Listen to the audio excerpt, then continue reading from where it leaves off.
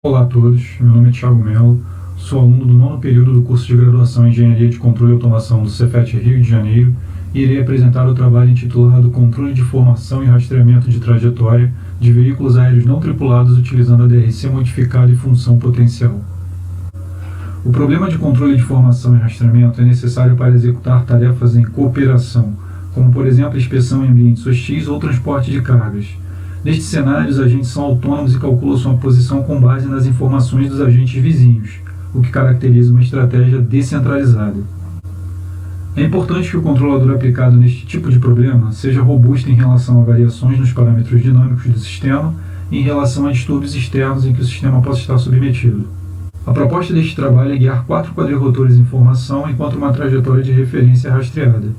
Será utilizada a abordagem de líderes virtuais e função potencial para o controle de formação e será utilizado o controlador ADRC modificado para lidar com incertezas nos parâmetros dinâmicos e atenuar distúrbios externos. A figura ilustra um quadrirotor genérico visto como um corpo rígido no espaço que é controlado pela variação de velocidade angular de seus 4 motores e está sujeito a uma força principal U e a 3 torques em torno de seus eixos. Considerando um grupo de N quadrirotores, cada quadrirotor I é visto como um sistema que pode ser dividido em 2 subsistemas. Um subsistema de translação, governado por um conjunto de 3 equações de segunda ordem que são integradas para se obter o posicionamento do quadrirotor I no espaço. E um subsistema de rotação, governado por outro conjunto de equações de segunda ordem que são integradas para se obter a orientação do quadrirotor I no espaço. A força total de empuxo U, os torques e as velocidades angulares dos rotores estão relacionadas através dessas 4 expressões. Utilizando a abordagem de função potencial, definem-se 2 objetivos de formação. Primeiro, os agentes devem convergir para uma configuração desejada e rastrear uma trajetória pré-definida. Para alcançar este objetivo, uma função potencial JI deve ser minimizada. A cada agente I da formação é associada uma função potencial, que é a função da distância relativa entre o agente I e o seu vizinho J. O segundo objetivo de formação é evitar colisões entre os agentes. Para alcançar esse objetivo, são criados campos potenciais artificiais entre os agentes, e esses campos são definidos pelo gradiente negativo da função potencial. A figura ilustra um exemplo de função potencial, onde C é uma constante que define uma região de colisão, RS é uma constante que define uma região de vizinhança, e D e J é o mínimo da função potencial, que define a distância desejada entre os agentes. Os campos potenciais serão de atração se a distância entre os agentes for maior do que a distância D, ou serão de repulsão se a distância entre os agentes for menor do que a distância D.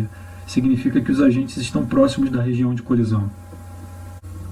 A figura ilustra um grupo formado por 4 agentes, onde o agente 4 sofre a ação do campo potencial gerado por cada um de seus vizinhos 1, 2 e 3.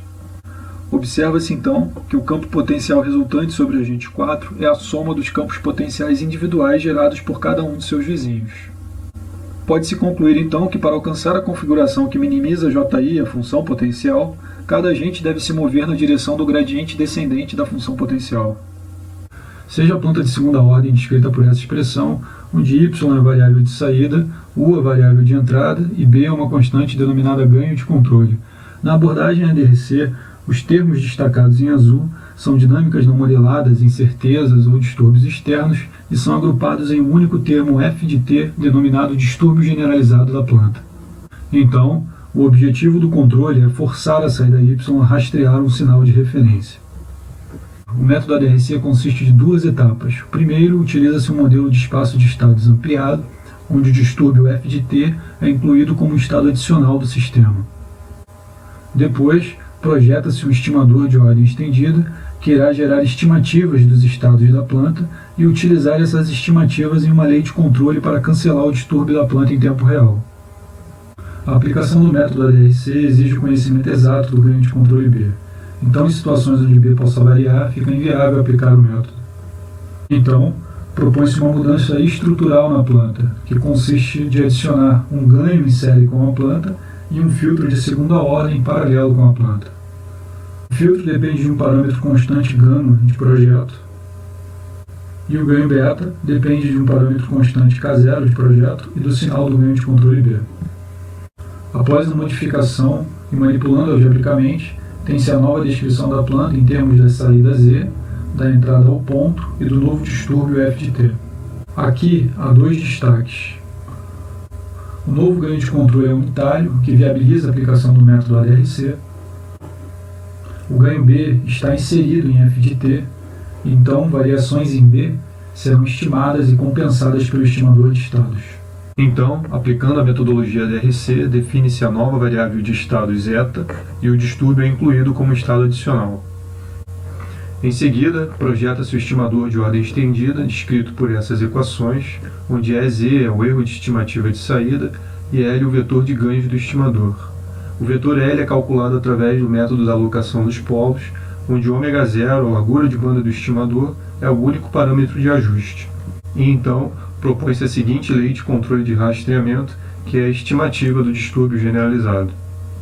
Para resolver o problema de formação e rastreamento, é utilizada uma estratégia em cascata. O controlador ADRC da malha externa recebe como entradas a posição de referência RD gerada pelo modelo cinemático e a posição, gerando na saída o sinal de controle U e os ângulos de referência para o subsistema de translação. No entanto, somente U pode ser aplicado diretamente no subsistema de translação. Então, projeta-se um ADRC modificado para a malha interna, que irá gerar o vetor de torques de controle aplicado no subsistema de rotação. Assim, o modelo dinâmico comporta-se como se fosse descrito apenas pela parte de translação. Os agentes da formação são descritos por um modelo cinemático de primeira ordem, onde U é a ação de controle e RD ponto o comando de velocidade desejada. Então, para agentes seguindo M líderes virtuais, a lei de controle é dada por esta expressão, onde RL ponto é a velocidade do iésimo líder virtual. Para os demais agentes, a lei de controle é dada por esta expressão. Utilizando a abordagem ADRC, os ganhos de controle são escolhidos como destacado em vermelho e os distúrbios generalizados estão em azul. Observa-se que os ganhos de controle dependem fortemente da massa. Da mesma forma, para o subsistema de rotação, os ganhos de controle são escolhidos como destacado em vermelho e os distúrbios estão destacados em azul. Observa-se que os ganhos de controle dependem fortemente dos momentos de inércia. Portanto, em uma tarefa de transporte de cargas, por exemplo, a massa e os momentos de inércia sofrerão variações, o que justifica a aplicação do método ADRC modificado. Na primeira simulação, a figura ilustra a formação de 4 quadrirrotores.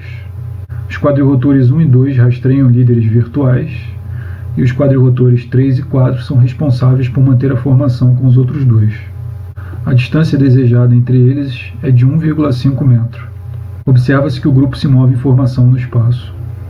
A figura ilustra os erros de rastreamento de posição e de orientação e também a distância entre os agentes. Observa-se que os erros tendem para zero, porém em t igual a 10 segundos ocorre uma mudança abrupta na direção dos líderes virtuais, o que eleva a amplitude dos erros. Também observa-se que a distância entre os agentes mantém um erro residual. A figura ilustra os sinais de controle que ficam dentro dos limites estabelecidos. Se destaca a força de empuxo U necessária em regime permanente, um pouco abaixo de 4 newtons. Em t igual a 10 segundos, ocorre maior esforço do controle em função da variação abrupta na direção dos líderes virtuais. Os objetivos dessa simulação são os mesmos da simulação anterior, porém, considera-se uma carga adicional de massa igual a 0,4 m acoplada a cada quadrirrotor, e também a presença de distúrbios nas forças e torques e ruído branco na entrada do sistema.